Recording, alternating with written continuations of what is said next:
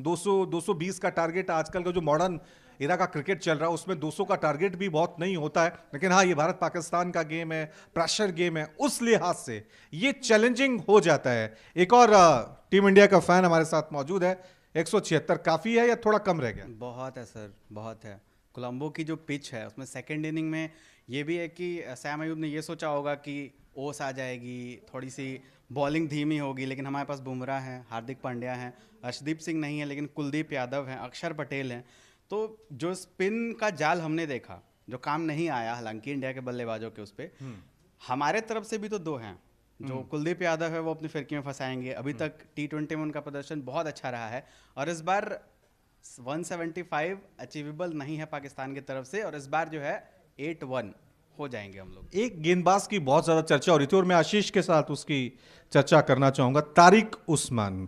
एक तो अपनी वो गेंदबाजी एक्शन की वजह से बहुत ज्यादा चर्चा में थे, लेकिन आज विकेट ज्यादा नहीं मिले, एक विकेट मिला है।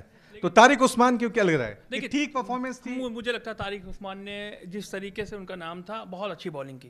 तारीफ करनी पड़ेगी तारिक की, क्योंकि समझने को तो समझ रहे थे, लेकिन यही अगर तारिक उस्मान जब ईशान किशन खेल रहे थे तब आते, तब परफॉर्मेंस उनका जज होता कि भाई जब पेस के साथ एक फ्लो में ईशान खेल रहे थे तब अगर आते वो, तब समझ में आता। लेकिन फिलहाल ओवरऑल तारिक उस्मान ने बहुत अच्छी बॉलिंग की है, सटीक टप्पे पर बॉलिंग की है। एक गेंद मुझे लगता है वाइड हुई होगी, और एक जो सूर्या ने चौका उनकी पहली गेंद पे मारा, वो मुझे लगता है लगा था कि नहीं गेंद रुक के आ रही, फंस के आ रही, लेकिन वाकई में तारिक ने बहुत अच्छी गेंदबाजी की।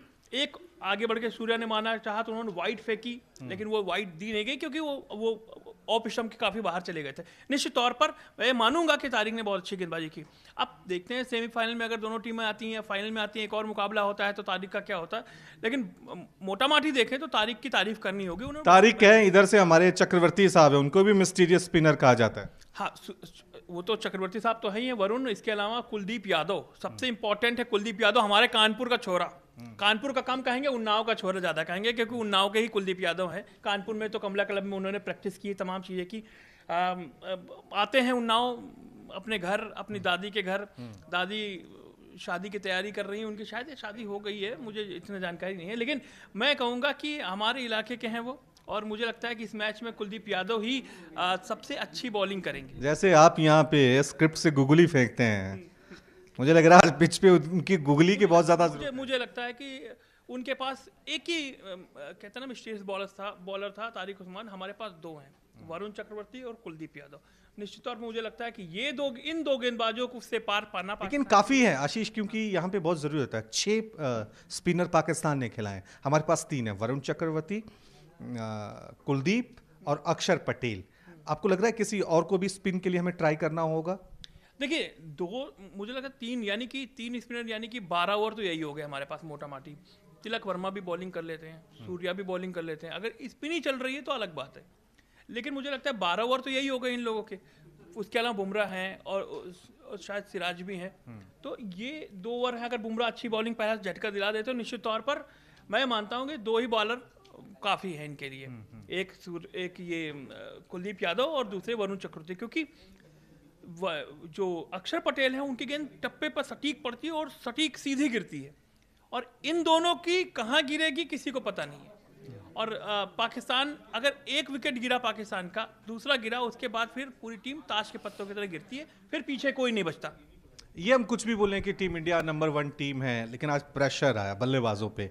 जैसे ही ईशान किशन आउट होते हैं, तिलक और सूर्या, मतलब वो सदे हुए तरीके से खेल रहे थे, सोचा था कि हम 11 या 12वें ओवर में रनों की स्पीड बढ़ाएंगे, लेकिन जैसे विकेट गिरे, ये तो मानेंगे 25-30 रन कम है आज के मैच में। नहीं, कम नहीं है। मुझे लगता है जो है आप 176 का टारगेट हम दिए हैं, ये 176 का टारगेट अगर आम ग्राउंड होता तो ये जो आम ग्राउंड होता तो ये टारगेट होता करीब 210 रन का। आप मानते कि नहीं मानते इस बात को? 210 रन का टारगेट होता। और ये खबर आई है, पहला विकेट गिर गया है, पहला विकेट गिर गया है। ये बहुत अच्छी बात है, पहला विकेट गिर गया है पाकिस्तान का।